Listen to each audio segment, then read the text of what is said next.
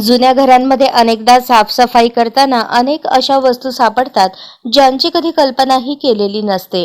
या वस्तू अवाक करणाऱ्या असतात. असंच काहीसं एका व्यक्तीसोबत झालं.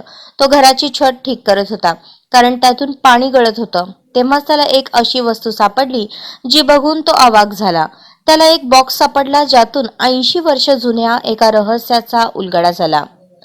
बेल्जियममध्ये राहणाऱ्या व्यक्तीने अनेक वर्ष जुनं घर खरेदी केलं. त्याला वाटलं की यात काही दुरुस्ती केल्या पाहिजेत.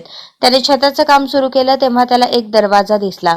मजुरांनी मलबा बाजूला केला तर एक बॉक्स दिसला जो फार जुना होता. त्यांनी तो बॉक्स उघडला तर ते हैराण झाले. बॉक्समध्ये एक लेटर होतं जे 21 जुलै 1941 ला लिहिलेलं होतं.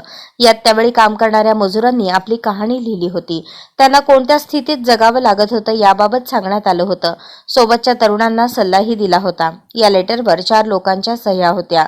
त्यात जॉन जॉन्सन, जूल गिसिक्लेनिक, लुईस चेंटेन आणि जूल वान हेमोल्डक यांचा समावेश आहे. चौकशी केल्यावर समजलं की 82 वर्षांआधी याच लोकांनी हे छत बनवलं होतं.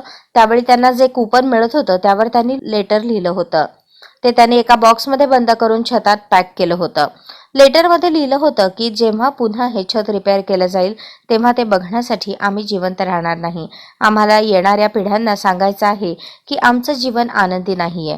आम्ही 2 युद्धातून गेलो आहोत, एक 1914 आणि दुसरे 1940. आम्ही इथे उपाशी राहून काम करत आहोत.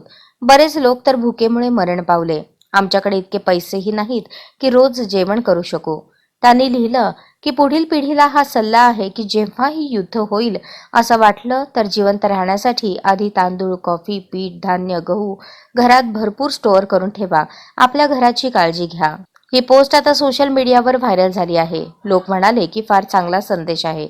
आपण सगळ्यांनी याचं पालन केलं पाहिजे.